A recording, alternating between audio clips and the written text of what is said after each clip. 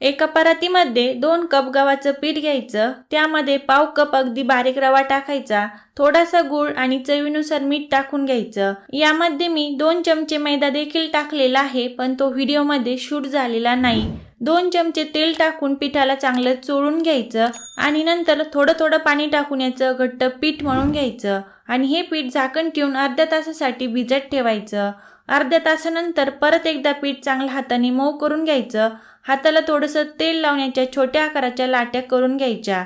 सर्व लाट्या करून झाल्यानंतर लाट्याला देखील तेल लावून घ्यायचं। पीठ न लावता पुरी लाटून घेणार आहोत, त्यासाठी पोळपाट आणि लाटण्याला तेल लावून घ्यायचं। त्यावरती हलक्या हाताने पुरी लाटून घ्यायची। ही पुरी आता मीडियम गरम तेलामध्ये टाकून चांगली तळून घ्यायची। तर अगदी टम्म फुगलेली कमी तेलकट खमंग खुसखुशीत पुरी बनून तयार झालेली आहे। याची डिटेलमध्ये रेसिपी आपल्या चॅनलवरती आहे, नक्की जाऊन बघा आणि चॅनलला सबस्क्राईब करा। बाय।